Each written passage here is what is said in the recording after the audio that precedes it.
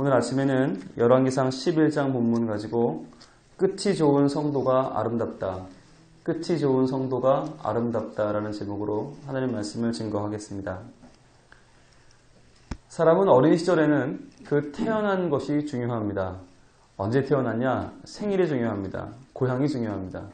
근데 그 사람이 장성하고 세상에 이름을 알리게 되면, 그리고 한 생애를 마치고 나게 되면 어떻게 죽었는가가 더 중요합니다. 어디서 어떻게 죽었는가. 장수는 싸우다 죽는 것이 영광이고, 기업가는 기업을 위해 힘쓰다 죽는 것이 영광입니다. 목회자는 목회하다 죽는 것이 영광입니다. 일평생을 뜻을 가지고 잘 살아왔어도 마지막이 좋지 않으면 그 마지막만은 사람들은 기억하게 됩니다. 우리는 박정희 대통령을 기억합니다. 전 대통령, 그분은 참 위대한 일을 많이 하셨는데 우리에게 그분은 자기 충복의 흉탄에 죽어간 사람으로 머리에 남아있습니다. 왜냐하면 그분의 마지막이 그랬기 때문입니다. 우리는 많은 사람들의 마지막 장면을 잘 기억하고 있습니다. 그것이 그 사람들을 말해 줍니다. 솔로몬도 위대한 삶을 살았습니다. 하나님 앞에서 지혜자였고 부자였고 많은 훌륭한 일들을 했습니다. 성전도 그가 지었습니다. 그러나 우리는 그 솔로몬에 대해서 기억할 때 항상 그는 마지막이 좋지 않았던 사람이다 라고 기억합니다. 우리는 끝이 좋은 성도가 되기를 원합니다. 하나님께서 우리에게 주시는 많은 은혜와 은총이 왜 쉽게 끝나버립니까? 왜 마지막에 가서 좋지 않은 모습으로 마무리되고 마는 것입니까? 오늘 우리는 본문을 통해서 왜 솔로몬이 끝이 좋지 않았는가를 살펴보면서 그것을 반면교사로 삼아 우리는 하나님의 은총 가운데 끝이 좋은 성도가 되기를 소망합니다.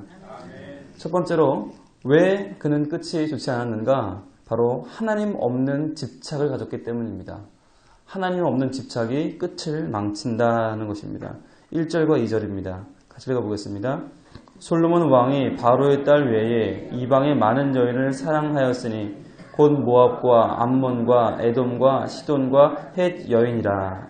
사랑하였다라고 말했던 여기는 이방 여인을 사랑하였다고 적었는데, 이 사랑하였다는 말은 아하브라는 말로서 남녀간의 진실한 사랑을 말하는 것이 아니라 집착하는 사랑을 말합니다. 집착. 즉 솔로몬에게는 바로의 딸, 즉 애굽의 공주가 그의 정실 부인이었습니다. 그런데 애굽의 딸을 함부로 주지 않습니다. 그 당시 애굽은 최강국입니다. 그러니까 애굽의 딸을, 공주를 데려와서 왕비를 삼았다면 솔로몬은 굉장한 지위에 있는 것입니다. 그 자체만으로도 굉장한 자랑거리입니다. 그런데 솔로몬은 거기서 만족하지 않고 그 이방의 많은 여인들을 다 품고자 했습니다. 물론 여기는 인간적인 정욕만 있었던 것은 아닙니다. 그 당시 많은 나라의 공주들과 결혼하는 것은 그 나라의 국력을 상징하는 굉장한 자랑거리였습니다. 그리고 웬만한 부가 없으면 이 여인들을 데리고 같이 살 수 없었습니다.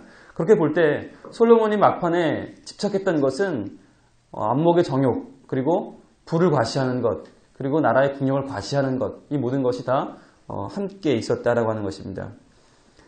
그들은 누구였냐면 여호와께서 일찍이 이 여러 국민에게 대하여 이스라엘 자손에게 말씀하시기를 너희는 저희와 서로 통하지 말며 저희도 너희와 서로 통하게 하지 말라. 저희가 정령껏 너희의 마음을 돌이켜 저희의 신들을 좇게 하리라 하셨으나 솔로몬이 저희를 연회하였더라. 여기서 나온 또 연회한다는 말도 나바크라는 말인데 달라붙다라는 말입니다. 달라붙다. 선한 마음을 가지고 연회한 것이 아니라 그를 아주 집착하며 달라붙는 마음으로 그들에게 마음을 주었다라고 하는 것이 됩니다. 왕은 후비가 700인이요 빈장이 300인이라. 왕비들이 왕의 마음을 돌이켰더라. 자, 후비가 700인이요 빈장이 300명, 즉 후궁이 1000명이었다는 것입니다. 그런데 이것이 어떤 사람들은 이거 설마 이렇게 많았겠냐, 설마 1000명이나 됐겠냐라고 의견들을 내고 있는 것을 봅니다. 그런데 여러분 잘 아시는 알렉산더 대왕은 다른 나라와 전쟁하러 나갈 때 자기 후궁 300명을 데리고 나갔다고 합니다. 그러니까 전쟁하러 나갈 때 300명을 데리고 나갔으면 몇 명을 데리고 살았는지는 우리가 가히 짐작하고도 남습니다. 그리고 역사적 기록에 보면 터키 왕비가 1500명이었대요.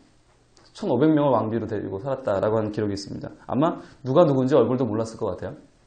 그런데 그렇게 1000명이나 되는 왕부를 데리고 같이 살았다는 것만으로도 문제가 되지만 더 중요한 것은 그들이 왕의 마음을 돌이켰더라라고 하는 것이에요.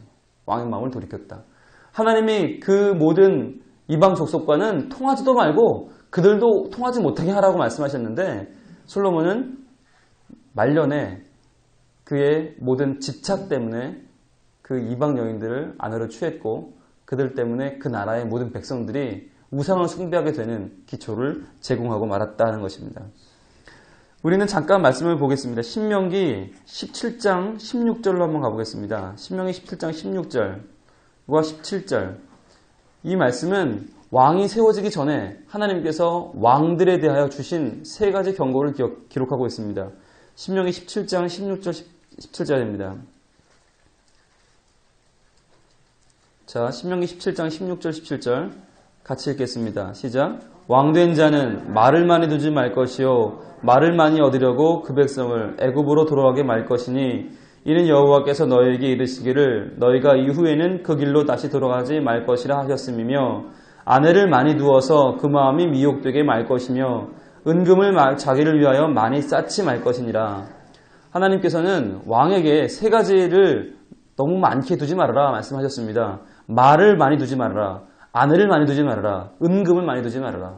왕이 이 세 가지에 탐닉하게 되면 이것 때문에 그 나라가 망한다 라고 말씀하십니다. 이미 얼마나 솔로몬이 말이 많았는가는 그 전장에서 보았습니다. 말이라고 하는 것은 국력을 상징합니다. 그 당시 기병의 싸움 실력은 굉장히 엄청난 것입니다. 말이 많으면 병거도 많고 기병이 많으면 그 많은 것을 그냥 두지 못하고 싸움을 걸게 됩니다. 전쟁이 끊이지 않습니다. 그래서 그 나라가 망합니다. 그리고 은금이 많으면 너무 재산이 많으면 그 재산을 지키려고 왕이 집착하기 때문에 백성을 돌보지 못하게 됩니다. 그리고 또한 아내를 많이 두어서 그 마음이 미혹되게 말 것이며 아내가 많으면 미혹됩니다. 요즘 보면 남자들이 아내가 한 명인데도 아내 때문에 미혹이 되는 경우를 봅니다. 아내 때문에 교회 못 나오는 남자들이 꽤 있습니다. 그런데 그럼에도 불구하고 문제가 되는데 1000명씩 아내가 있으면 그것도 다 이방인 여자들이 1000명씩 있으면 어찌 미혹되지 않겠습니까? 그래서 우리가 살아가면서 욕심도 필요하고 집착도 때로 필요하지만 하나님 없는 집착이 우리 인생의 끝을 망칠 수 있다라고 하나님은 오늘 경고하시는 것입니다. 두 번째는 솔로몬이 왜 끝이 좋지 않았는가? 바로 경고를 듣지 않는 교만이 끝을 망쳤다라고 하는 것입니다. 경고를 듣지 않는 교만이 끝을 망쳤습니다.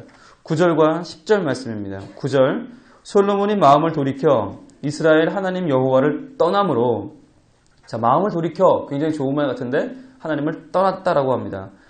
여호와께서 저에게 진노하시니라 여호와께서 일찍이 2번이나 저에게 나타나시고 이 일에 대하여 명하사 다른 신들을 좇지 말라 하셨으나 저가 여호와의 명령을 지키지 않았으므로 자 오늘 이 솔로몬에 대해 와서 이 나라가 갈라지는 엄청난 하나님의 징벌을 받게 되는 그 단초는 어디에 있습니까? 여인들을 많이 두었다라는 것만 가지고는 사실 큰 죄가 되지 않습니다. 그런데 그 여인들 때문에 솔로몬은 계속해서 그들의 이방 신의 산당을 지어 주었고 거기에 대한 하나님의 경고가 이미 2번이나 있었음에도 불구하고 솔로몬은 거기에 대해서 귀를 기울이지 않았다라고 하는 것입니다. 오늘 본문을 잘 읽어보면 사실 솔로몬은 이방 산당을 짓기는 했지만 거기 가서 제사했다는 기록은 없습니다. 누가 제사했냐면 그 이방인 왕비들이 했습니다. 그런데 이방인 왕비들이 전국에 1000개의 산당을 만들고 그들이 제사했다면 그들만 했겠습니까? 거기에 백성들이 동원되지 않았겠습니까? 백성들이 동원돼서 제사하는 것에 대해서는 솔로몬은 나는 모르는 일이다 덮어놓고 나는 하지 않았다고 지금 교만하게 자기의 결백을 주장하고 있는 것입니다. 나는 제사하지 않았으니까 괜찮다는 거예요. 나는 아니다. 나는 제외다. 그러나 그렇게 말하는 그 순간에도 그는 이방인들을 섬기는 백성들에게 그 우상숭배를 방조하고 있는 죄를 범하고 있는 것입니다. 그래서 하나님은 2번이나 나타나서 야 그거 하지 마라 하셨음에도 솔로몬은 에이 괜찮잖아요 별거 아니잖아요 라고 하면서 자기 주장을 굽히지 않았습니다. 바로 이 교만 때문에 하나님은 그가 명령을 지키지 않아서 그가 하나님을 떠나버려서 마음을 돌이켜 여호와를 떠났다고 보시고 하나님은 그에게서 그 나라를 빼앗아 버렸습니다. 하나님께서는 우리에게 우리의 죄를 범하고 잘못 가는 우리들을 결코 그냥 두지 않으십니다. 항상 우리에게 말씀으로 그리고 묵시로 기도 가운데 다른 사람을 통해서 우리에게 경고하십니다. 말씀하십니다. 그러나 우리는 그것을 잘 듣지 않고 귀를 막고 눈을 막고 그저 나의 앞길로만 달려갑니다. 그래서 우리는 하나님께 또 증거를 받게 됩니다. 하나님은 우리에게 늘 경고하십니다. 그 경고에 귀를 기울이고 그 경고대로 자기 마음을 돌이켜 보아서 잘못된 부분, 잘못 가는 부분을 빨리 돌이켜야 합니다. 운전을 할 때 주유등이 들어오면 반드시 주유소에 들어가서 기름을 넣어야 됩니다. 주유등은 들어오지만 내가 누군데 운전 지금 내가 30년 했는데 주유등 까짓게 나를 막아? 그리고 계속 전진하면 그러다 멈추는 겁니다. 하나님께서 경고등을 켜주시면 빨리 멈춰서 빨리 내 안에 부족한 것을 채워야 합니다. 하나님은 우리에게 때때로 경고의 등을 켜주십니다. 그것이 하나님의 은혜입니다. 은총입니다. 주의 말씀은 내 발의 등이요 내 길의 빛이니이다. 이 말씀을 내 발의 등과 내 길의 빛을 다른 말로 하면 신호등입니다. 신호등. 신호등은 뭐 하는 거죠? 빨간 불은 가라고 하는 겁니다. 파란 불은 서라고 하는 겁니다. 노란 불은 조심하라, 주의하라는 겁니다. 그것이 하나님의 경고등입니다. 주의 말씀은 우리의 신호등이요 경고등입니다. 말씀을 읽다가 찔리는 부분이 온다면 이건 뭐야 빨리 넘기지 말고 거기서 멈춰서야 됩니다. 그래서 그 말씀에 자기를 비추어 보아서 자기를 고쳐야 합니다. 회개해야 됩니다. 그래야만 살 수 있습니다. 세 번째로 왜 솔로몬은 끝이 좋지 않았는가? 바로 후대를 세우지 않는 무지가 그의 끝을 망쳐버렸습니다. 오늘 말씀 보시면 14절에는 에돔 사람 하닷이 나옵니다. 에돔 사람 하닷은 이 애굽으로 도망을 쳐서 애굽 왕에게 보살핌을 받은 사람입니다. 거기서 자라났습니다. 얼마나 이 사람이 훌륭했냐면 그 애굽 왕이 자기의 처제를 주어서 애굽 왕의 처제를 주어서 아내를 삼게 할 정도로 훌륭한 사람이었습니다. 그리고 23절에 보시면 엘리야다의 아들 르손이 나옵니다. 르손은 수리아 왕이 되어서 이스라엘을 대적했다라고 말합니다. 26절에 보시면 느밧의 아들 여로보암이 나옵니다. 그는 큰 용사였습니다. 그 용사. 그런데 이 세 명의 공통점은 뭐냐? 다 솔로몬의 대적이었는데 솔로몬은 이들에 대해서 한 번도 이들을 자기 후계자로 키우지 않았습니다. 훌륭한 사람이 있었음에도 자기 후대를 키우지 않았고 결국 자기가 왕을 물려준 르호보암은 누구였냐면 43절 마지막에 보시면 그 아들 르호보암이라고밖에 기록이 없어요. 즉 이 르호보암이 어떤 아들이었는지 전혀 역사에 기록이 없을 정도로 르호보암은 볼살것 없는 사람이었어요. 즉 솔로몬은 자신은 많이 벌고 훌륭하게 잘 살았지만 자기의 후대에 대해서는 전혀 투자하지 않았다고 하는 것입니다. 르호보암을 절대 세워주지 않았고 그에 대해서 아무런 노력도 하지 않았기 때문에 르호보암은 그의 대적들에 비해서 굉장히 형편없는 상태에서 왕위에 올라올 수밖에 없었습니다. 훌륭한 인물, 그 당시 쟁쟁한 인물 하닷과 르손과 여로보암은 다 솔로몬의 적이었습니다. 훌륭한 적들이 있는데 솔로몬은 자기의 아들은 그만큼 훌륭하게 만들지 못했기 때문에 그 아들 떼에 가서 나라가 갈라지는 비극을 맞게 됩니다. 우리는 항상 위대한 아버지가 자식 교육에 실패한 모습들을 간혹 봅니다. 사회에서는 위대하게 존경받는 어머니가 자식들에게는 미움받는 것을 봅니다. 왜 그렇습니까? 후대를 기르는 일에 소홀했기 때문입니다. 솔로몬도 후대를 길러내지 못했기 때문에 그 나라가 갈라지는 비극을 맞았습니다. 같은 죄를 범했지만 다윗은 솔로몬이라고 하는 후계자를 길러냈습니다. 그래서 그의 때에 나라가 갈라지지 않았습니다. 솔로몬은 르호보암이라고 하는 연약한 후계자를 길렀기 때문에 그 나라는 갈라졌습니다. 무엇을 말해줍니까? 우린 다 연약합니다. 우린 다 하나님 앞에 도잘 것 없습니다. 그러나 우리는 무엇을 해야 됩니까? 후대를 길러야 됩니다. 우리 교회는 후대를 기르는 교회가 되어야 됩니다. 중고등부와 청년들과 아동부를 기르는 교회가 되어야 됩니다. 우리의 가정은 우리의 자녀들의 투자하는 가정들이 되어야 됩니다. 그래서 더 이상 나의 신앙으로 끝날 것이 아니라 나의 신앙이 우리 가정을 이어서 가게를 이어서 우리 모든 대를 이어서 우리 지역을 우리 나라를 변화시키는 아름다운 믿음의 후계자들이 가득 넘치도록 그들을 지원해야 됩니다. 무엇을 위해 기도하겠습니까?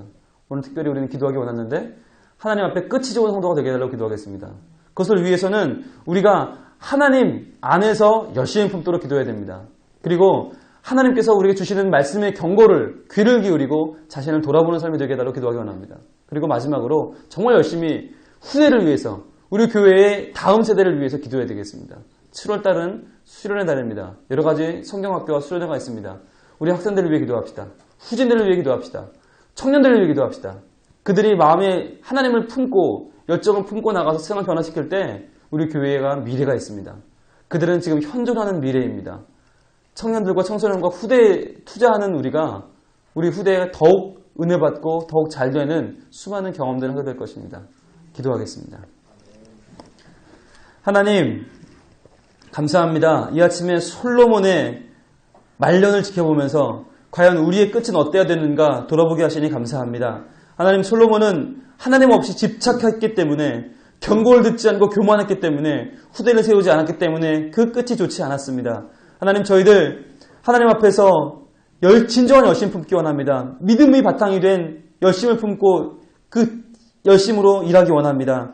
또한 하나님의 말씀을 늘 귀담아 보고 듣고 경고의 말씀을 나의 말씀으로 받아서 늘 회개하며 돌이켜 하나님께로 돌아오기 원합니다. 하나님이여 우리 발의 등이요 우리 길의 빛이 되시는 주의 말씀을 우리에게 풍성히 허락하여 주시옵소서. 하나님 또한 기도합니다. 우리의 후대, 우리의 다음 세대를 길러내기 원합니다. 하나님 우리 교회에 자라고 있는 많은 10대들, 많은 청소년들 그들에게 하나님의 은혜를 내려주사 저희보다 더 은혜받게 하시고 더 성장하게 하시고 더 풍성하게 하시고 하나님을 믿고 섬기는 귀한 자녀들 되게 하여 주시옵소서. 이제 성경학교와 수련회가 시작됩니다. 하나님께서 행사마다 함께 하셔서 그들의 인생이 변화되게 하시고 주의 말씀으로 주의 기도하는 가운데 하나님을 다시 한번 인격적으로 만나는 귀한 체험이 있게 하여 주시옵소서. 후대가 잘 되는 교회가 되게 하시고 미래가 발전하는 나라가 되게 하여 주시고 우리 이 모든 하나님 믿는 백성들이 다 믿음 가운데 다음 세대를 위하여 투자하고 그들을 기르는 귀한 백성들이 되게 하여 주시옵소서.